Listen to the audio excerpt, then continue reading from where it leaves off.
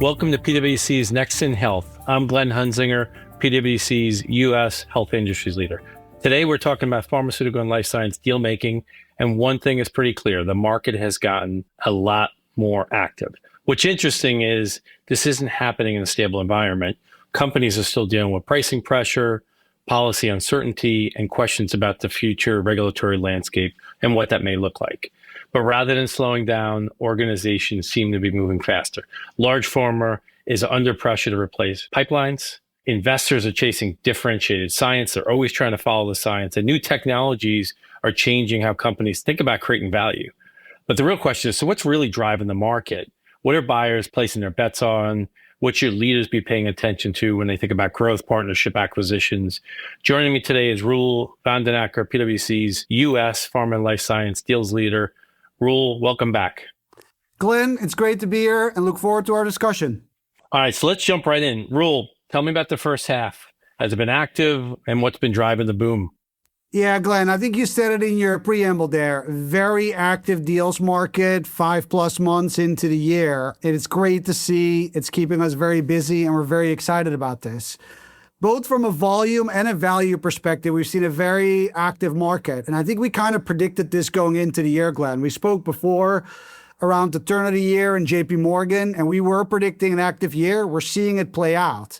If you look at a last 12-month basis through the first quarter, we have a deal market that both from a value and a volume perspective is close to approaching 22 and 23 levels, which were very active years. If you are extrapolating the first quarter of this year for the full year, you probably get a record year for biopharma M&A. What I think is interesting to see is that the trend that we were seeing before towards smaller transaction is continuing. Like we see people playing in the 1 to 10 billion or 5 to 15 billion range. I think through the end of May, we were counting over 20 transactions north of $1 billion announced. So people definitely have their foot on the gas. What I think is really feeding this is kind of what you said in the preamble. Generally, optimism from a macroeconomic perspective, strong balance sheets for biopharma to lean into. I think fantastic strides in science in various different therapeutic areas that are making people enthusiastic to lean into M&A. So it's absolutely been a very active market here for the first 5.5 months. And we do expect that that trend will continue here, Glenn, as we go through the rest of the year. No, it's great, Roel. We always spoke about how hard it is to invest and do M&A in this space, right? Binary outcomes, hard to balance sort of risk and opportunity there. And in the past, we've certainly seen a lot of discipline as far as investing. And now, I think to your point, as the great science comes out, people are really starting to place their bets because they're seeing that great science in front of them. Maybe just talk a little bit about, Roel, like where are they placing the bets? What type of assets are you seeing and sort of where is some of this capital being deployed? Yeah, it's a great question, Glenn. I think the areas where we've seen activity before, we continue to see activity, right? So oncology continues to be a very attractive therapeutic area where people are leaning into, new levels of innovation. What I would also say is I think what I've started to see take place, and I think others in the industry have talked about this, for a long time, our industry has been focused on kind of rare indications, rare disease with large price points.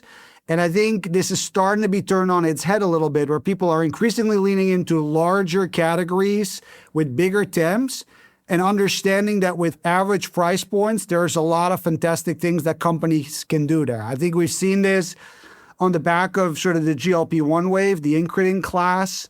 And as that kind of, started as a duopoly, now perhaps with 3 major players, in very large patient populations where people have realized that even with lower price points and favorable reimbursement dynamics, you can really drive shareholder returns if the innovation is there. And I think we're starting to see that model being stretched in the class to different modalities or indications or starting to replicate that into larger markets. So I've paid a lot of close attention to some scientific developments in vaccines. I think we've seen some people leaning into CNS more broadly, indications like sleep and wake disease or narcolepsy, where people are just extending things out, which I think are increasingly pointing to what you were discussing, right? Like active market and really thinking through where they can make an impact and deliver the returns and probably I wouldn't say away because oncology is such a large class. There's so much unmet medical need. And I think even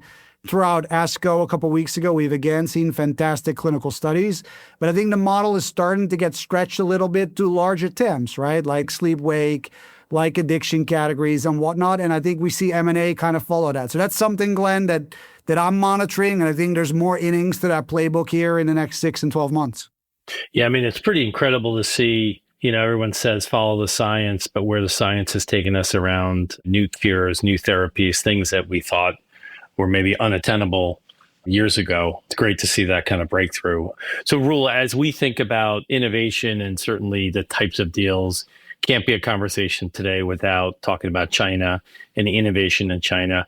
Maybe talk a little about what you've seen sort of in the first half. How is that compared to previous and kind of where you see that going? Yeah, I mean, you said it rightfully so. China is a topic on all deal makers' minds, right? And we've talked about it on prior podcasts. The market has clearly evolved from a low-cost manufacturing destination to an innovation hub that nobody in our industry can ignore. And executives and industry participants have spoken about this over the recent weeks and quarters. I think we're definitely in a new chapter there in that journey. I think Western MNCs have started to in-license molecules over the last 18 months or so, because we've been talking about this for a while. What I think we're starting to see now is even bigger development deals being signed between Western biopharmas and Chinese-based pharma companies that significant upfronts. And it's effectively the old school cocoa deals where you're co-developing and even co-commercializing certain compounds and certain indications. So the innovation pace in China is exceptionally fast, and that's something that's here to stay in the industry. And US MNCs are increasingly looking there for fantastic new science. I think the pace of innovation, the pace of the regulator there, particularly in the preclinical and early clinical development stages, is a fair bit faster than it currently is in the United States. And that's something that the industry over here needs to look to address. And I think there's conversations on the Hill and in our ecosystem broadly to kind of address that. But I think from an M&A perspective, you're seeing companies here in the United States and also Western Europe leaning into those deals. So I think this trend is here to stay. China will increasingly be a source of innovation for the globe. And I do think as participants in this ecosystem, in this industry, we're all passionate about bringing innovation to US-based patients. We should all welcome this trend and see what it can bring from a therapy perspective to patients. So there's more to come, but it's absolutely a topic that is here to stay, Glenn, from my perspective, and should be on every deal maker's mind. Yeah, iron sharpens iron. And there's no doubt it'll just continue to enhance the pace of innovation and ultimately better outcomes for patients. So, Roel, you kind of hit a little bit on the innovation and the technology and AI side. Can't be a conversation unless we talk about AI for a bit. So, obviously, it affects all aspects of sort of the value chain for pharma, from a development side to otherwise. But talk about from a deals framework, how are people deploying capital in AI around the deal side, around partnerships, and how is that driving some of that M&A and value creation mindset? Yeah, great question. I mean, listen, it will have a profound impact to our industry, and I think it already is shaping our industry. Two main areas where I think I see most of the value case, particularly in commercial, and then I think most importantly in R&D, right? What it can do to clinical development. I think as it relates to M&A, Glenn, deals that are driven solely by AI so far are few and far between, right? There are one or two or three that I can think of, but I don't think AI is a primary driver of M&A in biopharma. What I do think is companies that are living on the edges of this debate are increasingly mesmerized by the potential that it can have and are scouting sort of our ecosystem where progress is being made and are aggressively licensing technologies and creating partnerships with AI-driven companies to kind of really speed up clinical development. So, I do think the vast majority of alliance and licensing activity in our sector is drug development, but increasingly we're seeing AI licensing activity with companies in the ecosystem that's driven to that end taking shape as well. So that is only going to ramp up. I do think we're going to have to move to impact here shortly, but I do think we're pretty close to getting there. Yeah, no, that's great. I think there's no doubt it's helping the competitive landscape and helping evaluate, move with pace and speed on transactions, which is obviously critical here to creating value.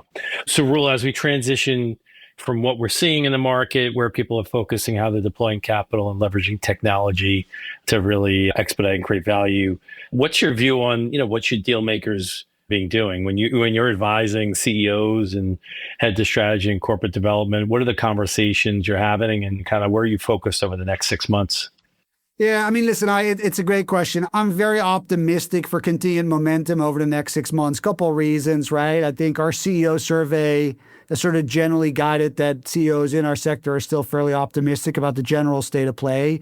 I mean, it's a complex operating environment we're in, geopolitically, economically still, but despite that, I think CEOs are executing, and M&A continues to feature prominently on the agenda. We've talked extensively about the LOE wall. People are leaning into it. The promise of AI is strong, and there's fantastic innovation in China. We've talked about that. I'm also sort of quite optimistic. I do think, and I get this question quite a bit, Glenn, is IPO markets for biotech and sort of the general sentiment in the industry. I know our sector has trailed the broader S&P for a long time. I think that gap is sort of closing over the first 6 months. I think the sentiment in biotech is a lot better than it was 12 months ago. I think we've seen some positive signs in the biotech IPO markets over the last couple of weeks with some pretty promising IPOs, which raise significant amounts of capital, which then create trickle-down economics, if you will, throughout our ecosystem, back into the crossover rounds, back into the venture rounds. We've seen some of the investors in our space make some good exits with some of the 2025 M&A that was announced with some of the larger deals, which I think is replenishing capital throughout the ecosystem. What I think is important to note for industry that, and again, I always pay attention to this, the 10-year risk-free rate is kind of in the high fours at the moment, which is not ideal, right, for a risk-taking environment and a long-duration industry that biotech is. But despite all of that, I do think that the general sentiment is quite optimistic, which, is kind of keenly on CEOs and deal makers' minds, and I think sets us up quite nicely for continued activity throughout the rest of the year. Yeah, I think you captured it well, the word sentiment. It's clear that science is progressing, capital is being deployed. Transactions have always been a fabric of the industry, whether it's wholesale acquisitions or, as you mentioned, licensing, co-promotion agreements, et cetera. But it's clear that the activities here, the market is moving at pace, and people are kind of pushing themselves day in, day out to sort of that next level sort of edge of where we are. Listen, it's going to be exciting to see how it plays out for the second year. Rule, thanks for setting the scene of optimism, grounded in great fundamentals and good insights that you have here. So thanks for your time, Rule. I'm sure it's a great listening for our audience, and I appreciate you spending time. Always a pleasure to be on, Glenn. Thank you for having me. To learn more, check out our Pharma and Life Sciences Deals Midyear 2026 Outlook Report, now available and linked in the show notes. And thank you all for tuning in to PwC's Next in Health. For more on these topics and other insights across health industries, please subscribe to our podcast at pwc.com/US/Next in Health podcast. Until next time, this has been Next in Health.